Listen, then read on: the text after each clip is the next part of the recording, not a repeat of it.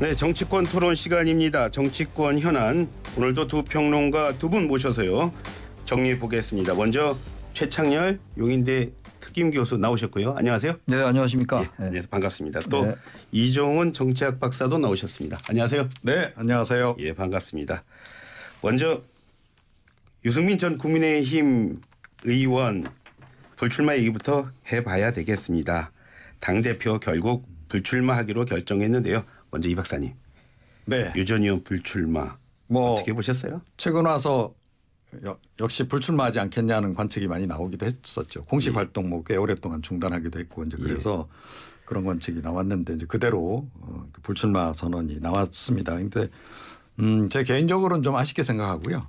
사실은 만약에 유승민 전 의원이 출마를 했다라고 한다면 훨씬 국민의힘 이 전당대회가 재밌어졌겠죠. 저 역시 흥행 변수가 하나 이제 사라진 격이 돼버렸다. 이렇게 생각을 하고요. 그리고 이제 뭐 또 다른 의미가 있다라고 한다면 좀 이 뒷맛이 개운치 않은 이제 그런 그 불출마다는 거죠. 그러니까 나경원 전 의원도 불출마 선언했고 유승민 전 의원도 이제 불출마하는 그 배경을 보게 되면 이 대통령실의 압박도 상당했고 또 친윤계 특히 윤핵관들의 압박도 상당했고 그런 또 과정들이 있었잖아요. 그렇게 뭐 아름답지 못한 과정들 그런 것들을 자꾸 생각나게 해서 사실은 좀 이렇게 좀 씁쓸한 감이 없지 않은 그런 불출마 선언이었다 이렇게 생각합니다.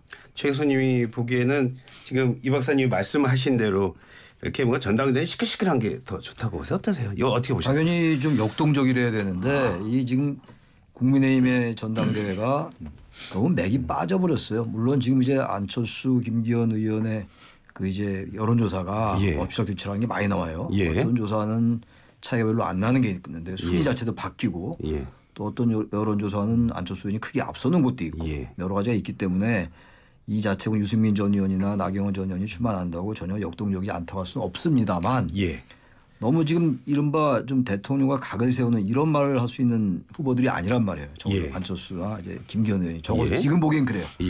만약 안 의원이 당선됐을 때 또 다른 모습을 낼 수 있을지 모르겠습니다만 그래서 지금 제가 보기에는 지금 너무 윤심 논쟁으로 가는 것 같아서 윤심 경쟁으로 지금 유승민 전 의원의 불출마도요 사실은 현실적인 당선 가능성이 낮아서 그만뒀을 거예요. 사실은 저는 불출마할 거라고 예상은 했습니다만 저도 내심 출마를 해서 당선이 안 되더라도 뭔가 자신의 정책 장래와 관련해 가지고 자신의 몫을 내주길 바랬었어요. 사실은 국민의힘을 위해서도 그렇고 우리 정치 체제를 위해서도 그런데 현실적으로 너무 만약 결선 투표조차 못 나가면 오히려 그런 정책 효과보다는 현실적으로 당내 입지가 더 좁아질 것 같은 그런 우려가 있었을 거예요. 유승민 전 의원이. 그러니까 한계를 느꼈을 거라고 저 봅니다. 어떤 언론 보면은 뭐 나경원 전 의원이 이미 반윤 비윤의 상징성이 있기 때문에 본인이 안 나갔다는데 저는 그 말엔 동의하기 좀 어렵고 어쨌든 간에 당선 가능성이 낮아서 안 나갔는데 글쎄요 국민의힘이 지금 끝까지 이렇게 윤심으로만 갈 건지 지금 안철수 의원도 윤심이 자기한테 있다라는 그런 취지 얘기를 가끔 해요. 그런 걸로 봐서 그 아쉬움이 크다라고 말씀드리고 싶습니다. 이 박사님, 좀 안으로 더 들어가 볼게요. 좀만. 유승민 전 의원이 메시지를 남기고 떠났어요. 그렇죠? 인내하면서 기다리겠다. 또 민심만 보고 새로운 길을 가겠다. 자, 이 메시지 어떻게 해석해야 됩니까? 네, 그래서 이거 혹시 신당 창당한다는 얘기 아니냐 그런 얘기도 이제 일각에서 나오고 있는데요. 저는 그 가능성은 별로 그렇게 높지 않다 이렇게 생각합니다. 아마 그 신당을 창당해서 나가겠다라고 하는 결정은 이번 그 불출마 결정보다도 오히려 더 힘든 결정이 될 것으로 이제 봐야 되고요. 한 차례 탈당해서 신당 창당했던 경험이 있잖아요. 그랬다가 다시 이제 다 복당한 그런 그 상황인데 만약에 이번에 다시 또 신당 창당해서 나가면 국민들도 어떻게 생각하겠냐는 거죠. 뭐 이렇게 당내에서 뭐 좀 안 되면 뭐 이렇게 툭하면 나가서 신당 창당하고 그리고 또 나중에 또 뭐 이렇게 때 되면 또 이렇게 되돌아오는 이렇게 되면 뭐 우리 과거에 흔히 많이 이야기했던 철새 정치인 뭐 그 이미지가 오히려 더 강해진다는 거죠. 그래서 그럴 가능성은 희박하고 역시 이번 같은 경우에는 당내에서 계속 투쟁하고 차기 대권 주자로서의 행보 그거를 좀 이어가겠다. 뭐 그런 그 결의를 내비친 것으로 그렇게 보입니다. 인내하겠다고 했는데요. 뭘 인내하겠다는 뜻으로 들으셨어요? 그러니까 핍박을 인내하겠다는 뜻이겠죠. 핍박의 상대가 누굴까요? 네, 그러니까 뭐 다 아시다시피 유승민 전 의원을 어떻게 보면 배제하는 차원에서 당원 개정도 한 거 아니겠습니까? 이번에 전대를 바꾼 것도 뭐 당원 100% 바꾼 것도 유승민 전 의원 사실은 배제하는 게 가장 큰 목적이 컸던 거고 그 배경에는 역시 뭐 대통령실 윤석열 대통령의 의중 그리고 윤핵관들의 의중 이런 것들이 반영됐다라고 좀 봐야 되는 거 아니겠어요? 그러다 보니까 그러니까 핍박받는 자로서의 그 이미지 그거는 이제 사실은 정치적으로 보면 그렇게 나쁘지 않거든요. 그런 그 입장은 스탠스는 계속 취해 나가겠다 그런 것으로 보입니다. 아마 이제 내년 총선에 이제 공천을 받느냐가 중요한 거예요. 유승민 의원으로서도. 저도 뭐 신당 창당해서 거의 뭐 제로에 가깝다고 보고 현재. 두 분이 의견이 비슷하시네요. 쉽지 않을 겁니다. 왜냐하면 유승민 전 의원이 지금 당내에서 그렇게 많은 의원들의 어떤 지지세가 있는 것도 아니거든요. 현실적으로. 단지 이제 내년 총선 공천과 관련해 가지고 지금 국민의힘 지지율이 좀 낮아진다든가. 그러니까 중요한 건 이제 이재명 대표의 사법 리스크하고 다 연관돼 있긴 합니다. 그게 이제 점점 더 구체화된다면 국민의힘 지지율이 좀 이제 받쳐줄 거고. 그렇지 않고 정말로 이제 이재명 대표가 힘들어지거나 아니 또 그게 막 이재명 대표의 말씀 따나 별 문제가 없는 걸로 된다면 국민의힘 지지율이 어려워질 거란 말이에요. 그러니까 그런 상황이 되면 유승민 전 의원의 공간이 생길 겁니다. 제가 인내한다는 얘기는 뭐 창당하거나 분당 탈당한다는 얘기는 아니고 그런 상황이 되면 자신의 역할이 있을 것이다. 그러나 그거는 사실은 자신이 자생적으로 할 수 있는 부분도 아니에요. 정치라는 게 어떤 발광체로서 할 때도 있고 정치 환경과 맞물리면서 돌아갈 수밖에 없는 게 정치 현실 공간이기 때문에 아마 그러한 측면에서 일단은 기다리겠다. 자신의 소신을 꺾지 않겠다라는 의미라고 저는 보는데 그래서 그 유승민 전 의원이 지금 대단히 어려운 상황이에요. 지금 굉장히 어렵고 이 상황이 그대로 지속된다면 정치적으로 일단 공천이 어려울 수 있다는 거거든요. 워낙 이제 반윤 윤 대통령과 워낙 각을 많이 세웠기 때문에 그런 점에서 정치 상황의 변화를 좀 기다리겠다. 뭐 그런 전 측면으로 받아들입니다.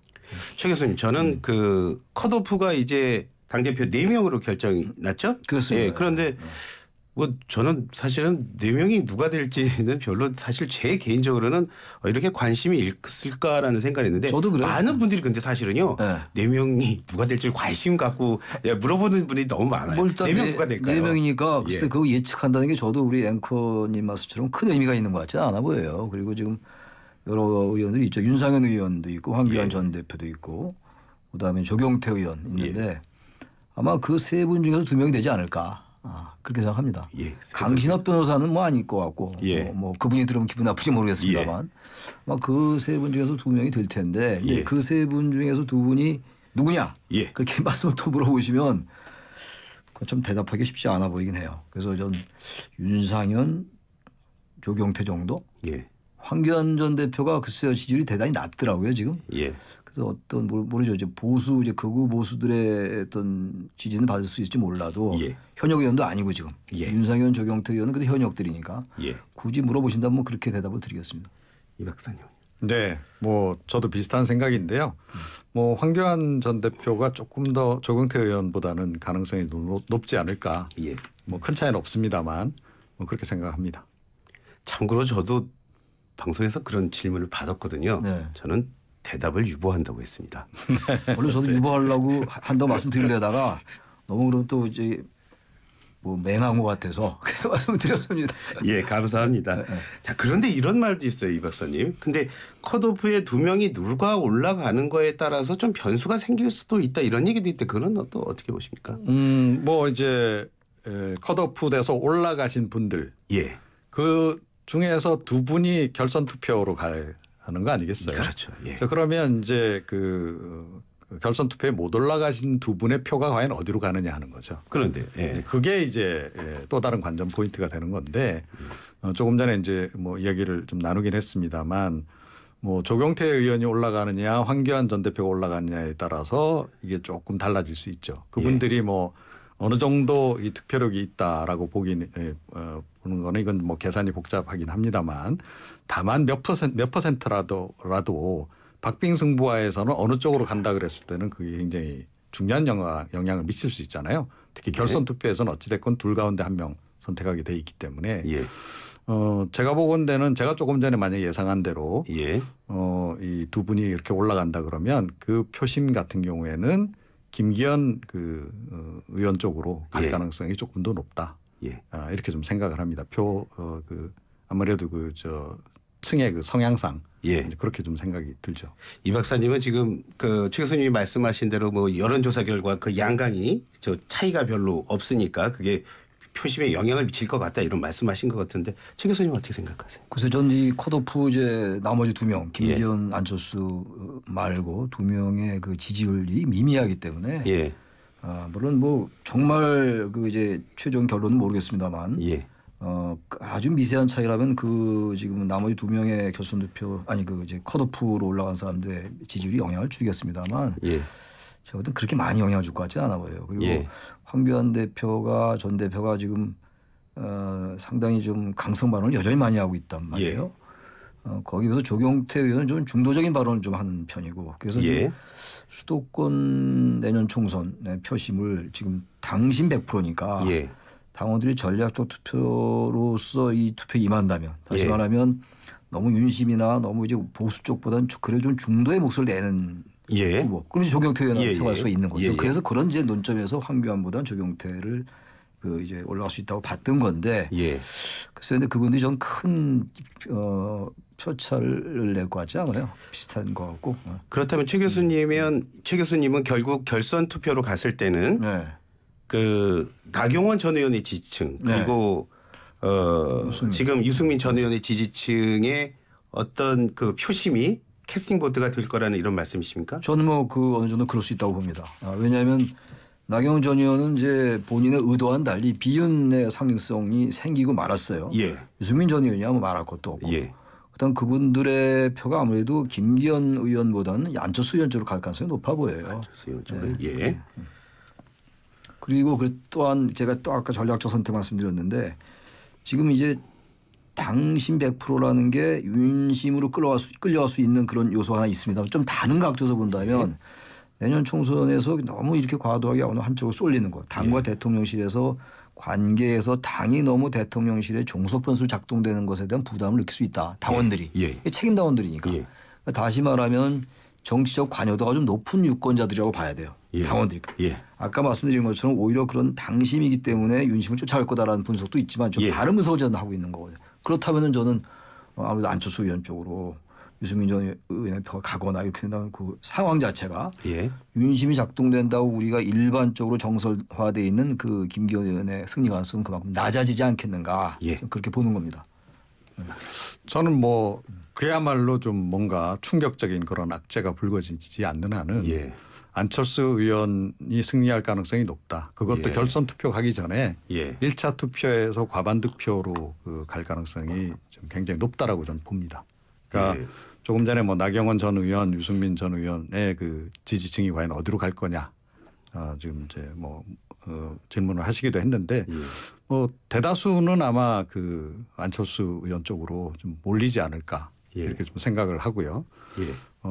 그리고 조금 전에 말씀드렸듯이 이제 다른 두 분, 예를 들어 윤상현, 황교안 그 두 분이 이제 워낙 이제 보수 성향이 강한 분들이니까 그 표심이 김기현 의원 쪽으로 가더라도 이제 설령 그래서 결선 투표에 올라가더라도 안철수 의원이 유리한 구도가 될 가능성이 좀 높다고 보는데 그 근거는 뭐냐면 지금 여론조사 결과도 최근에 지금 이제 어제 오늘 새 이제 해서 발표되는 걸 보게 되면 안철수 전 의원이 오차범위 밖으로 지금 앞서가는 것들이 지금 많이 나오고 있기도 한데요.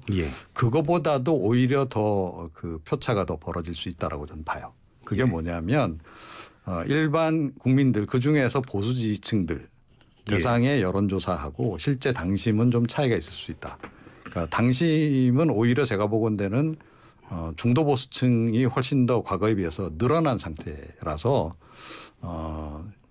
제가 조금 전에 말씀드렸듯이 안철수 의원이 유리한 쪽으로 귀결이 될 가능성이 높다고 보는 겁니다. 그러니까 기억하실지 모르겠습니다만 이준석 전 대표 당대표 될 때 그때 이제 당심에서는 나경원 의원이 승리하긴 했어요.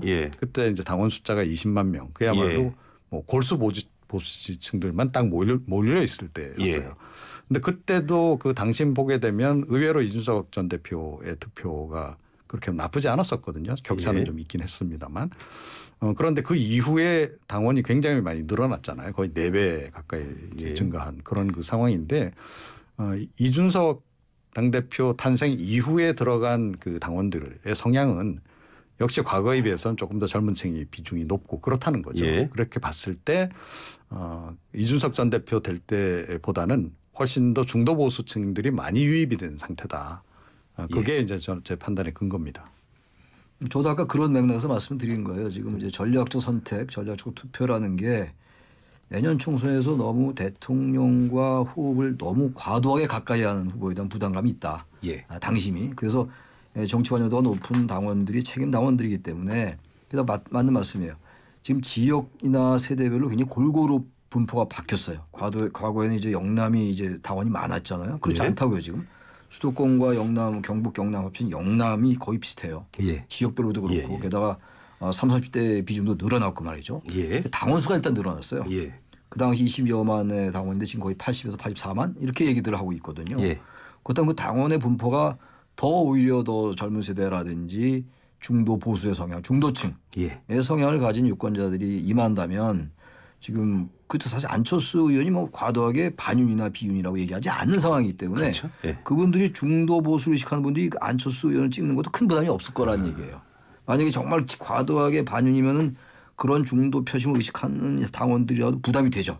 예. 그냥 그런 부담도 오히려 적을 수 있다. 그래서 예. 안철수 의원이 유리하지 않겠느냐 이 얘기 저도 드리는 겁니다. 예, 좋습니다. 두 분 토론은 조금만 여기서 쉬어가도록 하겠습니다. 이슈 앤 피플 잠시 뒤에 오겠습니다.